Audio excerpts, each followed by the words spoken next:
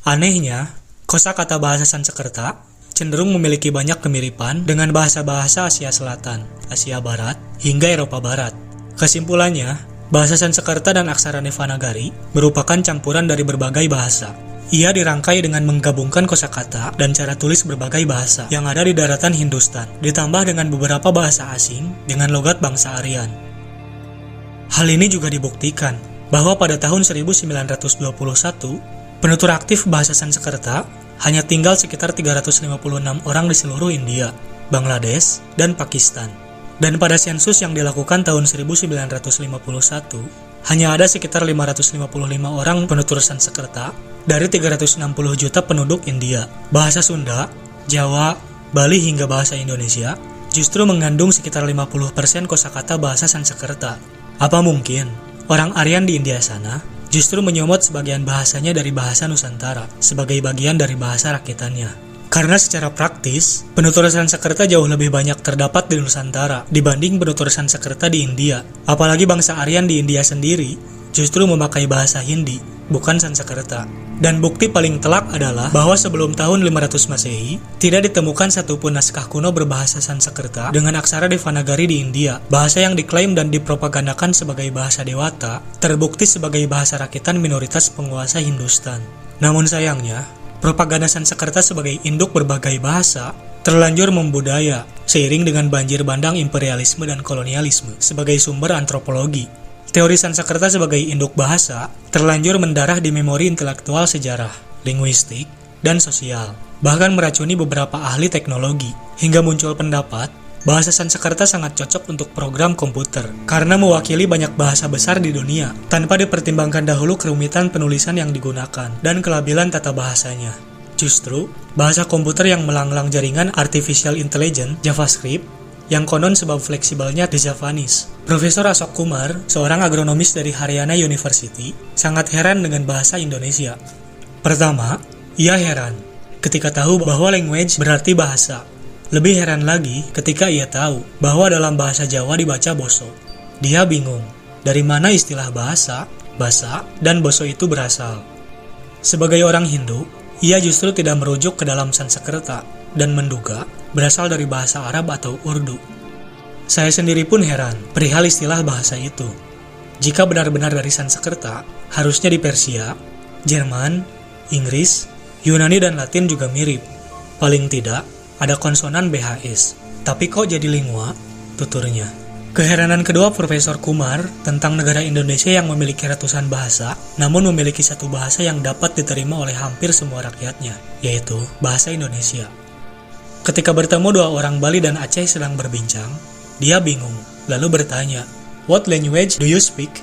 Saya juga merasa heran, karena antara bahasa Jawa, Sunda, dan Bali mengandung banyak kosakata Kawi, dan hampir 80% kosakata bahasa Melayu asli juga memiliki akar kata Kawi.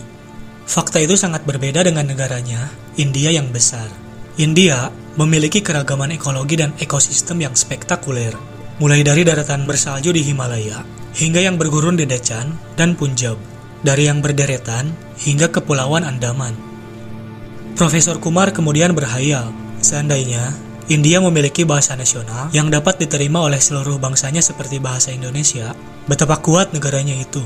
Namun dia justru heran, mengapa Indonesia tidak maju-maju? What's wrong with the Indonesian? Tuturnya. Dari peristiwa Sumpah Pemuda, bahasa Indonesia merupakan pengikat paling kuat persatuan dan kesatuan bangsa. Bahasa konon menjadi salah satu ekspresi kebudayaan bangsa penuturnya. Artikel dalam majalah ilmiah populer Hot Science yang membahas tentang asal-usul tanaman talas-talasan yang tumbuh di wilayah Oceania, Polinesia, hingga Hawaii, kemudian menyebar ke Jepang, Cina, dan Korea yang diduga dahulu dibawa oleh penjelajah lautan kuno dari Nusantara sebagai bekal bahan makanan. Pada akhir tahun 2003 lalu, NHK TV Jepang juga pernah membahas kebudayaan bangsa Hawaii. Dalam siaran itu, pembawa acara menyebut tarian tradisional itu sebagai Kokonatsu no Odori atau tarian pohon kelapa, yang tulisan bahasa Hawaiinya memiliki kata kalapa. Nusantara memiliki bahasa yang satu, berarti budayanya juga satu. Jadi, bahasa manakah yang menjadi bahasa induk? Sanskerta atau bahasa-bahasa Nusantara yang diwakili oleh bahasa Indonesia. Sayangnya, dalam sejarah penyebaran manusia, bangsa Nusantara terlanjur diklaim sebagai bangsa pendatang dari Indochina, meski tidak ditemukan sama sekali kosakata Jawa atau Indonesia yang mirip dengan kosakata Khmer atau Burma. Namun yang ada, dahulu raja-raja Kamboja justru memiliki nama akhir Warman, yang kebetulan pula seorang bangsawan dari daerah Pamalayu di Majapahit bernama Aditya Warman. Sementara itu, Raja Kamboja sekarang justru bernama Norodom Sihanouk, yang sama sekali tidak mirip dengan satupun kata Sunda, Melayu, Jawa, ataupun Bali. Kita comeback ke topik India.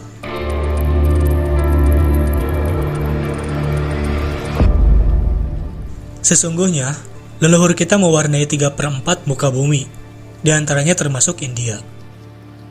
Leluhur kita turut membawa falsafah Dharma, yang kemudian mendasari tubuhnya dengan 3 agama besar di sana.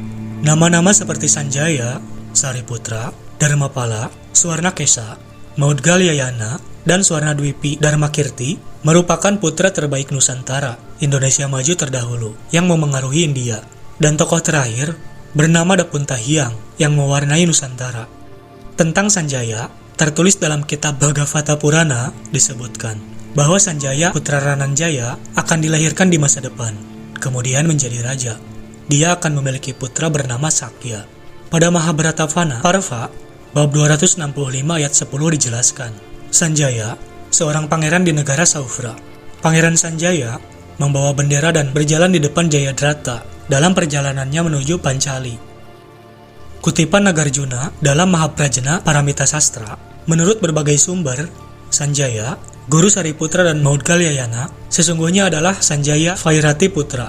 Sanjaya Belatiputa di Pali merupakan salah satu dari 6 guru yang dianggap sesat. Doktrin agnostik yang dia anut mengaitkannya secara erat dengan Amaravikepika, para sofis licik yang dalam perdebatannya memukul-mukul layaknya belut. Sariputra dan Maudgalyayana akan segera melampaui guru mereka. Maudgalyayana mempercayakan sebagian muridnya pada mereka. Mahaprajna Paramita Sastra menyebutkan, Sanjaya diibaratkan dalam cahaya yang tidak menguntungkan sebagai bidat dalam tradisi terkini. Dalam buku ini, Sanjaya tampil sebagai pelopor Buddha. Berdasar tradisi terkini, Sanjaya, Guru Sariputra dan Maudgalyayana tidak memiliki kesamaan bidat dengan nama yang sama. Dia bukan bagian klan Vairati, namun milik keluarga kaya, Kaundinya. Jauh dalam pengakuan pandangan agnostik, ia mempersiapkan jalan untuk agama Buddha dengan mengkhotbahkan kehidupan religius, ahimsa, nirvana, dan brahmacharya. Dalam kitab yang sama, guru mereka bernama Chen Yoye menceritakan, saya melihat bahwa Raja Kinti Swarnadwipa baru saja meninggal. Jadi jelas, jika Chen Yoye atau Sanjaya adalah putra Nusantara, dan Sariputra merupakan murid Dharmapala. Nama tokoh Dharmapala ini kemudian menjadi pimpinan di Universitas Nalanda India, yang merupakan cabang dari pusatnya. Universitas Dharmapala berlokasi di Swarnadwipa, tepatnya di area situs Muara Takus, sesuai catatan para pelajar Tiongkok, seperti Fahuan, Sung Yun, Hi Eung Sang, Hu Yining, dan I Ching. Tujuan utama para peziarah Tiongkok mengunjungi Nusantara maju terdahulu adalah untuk belajar, bukan sebagai misionaris. Mereka inilah yang mencatat serta menjadi bukti bahwa falsafah Dharma Nusantara menjadi akar tumbuhnya 3 agama besar di India, yaitu Hinduisme, Buddhisme, dan Jainisme.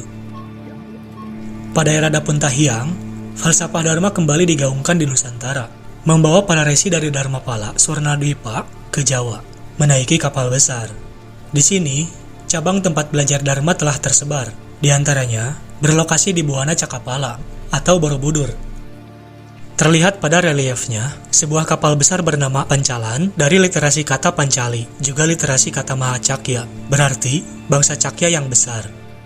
Pada era kerajaan Nusantara, falsafah Dharma diselamatkan Majapahit ke Bali. Kerajaan Pajajaran melarang pemungutan pajak di sini. Dharma tersimpan sempurna di Bali. Dan Bali bukan India. The Initial Philosophy of Monotheism, Sang Hyang Tunggal, Sang Hyang Widiwasa, atau Achintya, All in One God. Achintya berarti ia yang tak terpikirkan dan tidak bisa dibayangkan. Achintya bukan pula Krishna versi India, sebab di era Orde Baru, pemerintahan negara mewajibkan rakyatnya memilih alternatif pilihan salah satu dari dua agama India yang menjadi agama resmi anutan.